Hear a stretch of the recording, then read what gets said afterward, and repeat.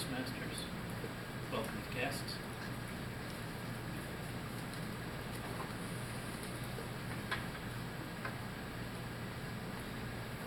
The first thing you notice about the giant standing in front of the room is it's obvious.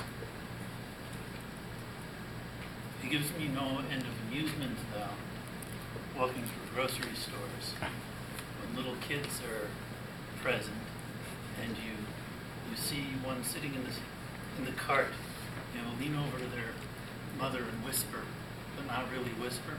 How tall is he? Or I'm standing in a case or something, I'm looking the other way, I hear a tiny voice, excuse me. As a kid, they're not talking to me. I'm not there with kids. Eventually, excuse me up there. I'm like, I turn around. There's no one there. How tall are you? Often followed up by, how'd you get that tall? My response is, I ate my vegetables when I was a kid. More than one. Aw, man. Parents love this answer. Kids, not so much. True as it is, I actually did eat vegetables when I was a kid. As far as an answer to their question, it's actually bull. Ladies and gentlemen, fellow Toastmasters, tonight's speech, height is a symptom.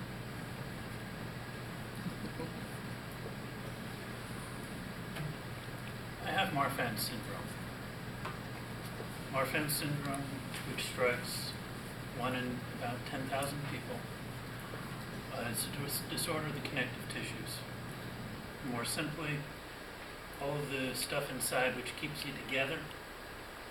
It's a degenerative disease with variable acuity and severity.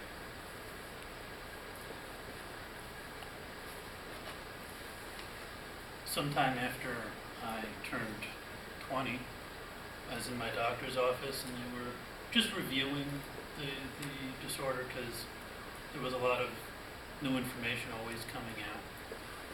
I heard a comment that was said in passing, and they didn't want me to focus on it, was limited life expectancy, which I kind of almost let go when it struck me, wait a minute, what do you mean limited life expectancy?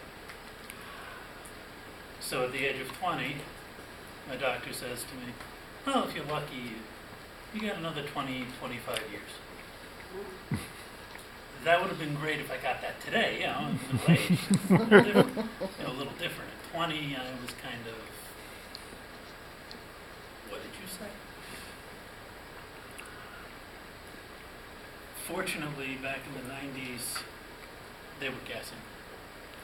Severity counts for more than, statistics. And a lot of people today who have Marfan's disease are actually living normal lifetimes because they're actually catching the big hidden things that fail before they fail. In my case, I have most of the symptoms. I'm actually going to go over some of that with you in a moment. But my severity is kind of limited, so I'm not really at risk of dropping dead tomorrow. Others aren't so fortunate.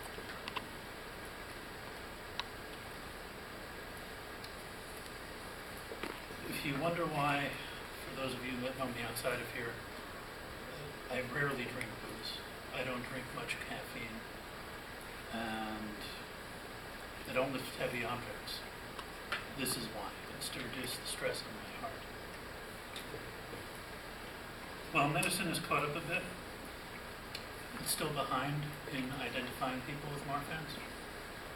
A lot of doctors are kind of hazy on it. There are some myths and misconceptions out there. And with anything else, medicine is kind of hit and miss sometimes.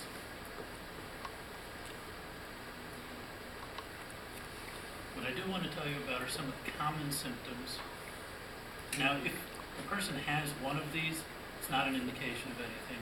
If they have a bunch of them, they still might not have anything. But if they do, they should consult a doctor and be checked for some of the hidden symptoms, which I'll go over in a moment. If you see on the board here, I have several of the common factors to watch out for. Someone who might be tall and thin. I'm tall. I used to be thin. Disproportionately long arms, fingers. My arms are longer than my legs. Extreme nearsightedness. You can probably see the thickness from there, and that's obvious. Abnormally curved spine. Anyone here? Well, no one here has seen me before surgery.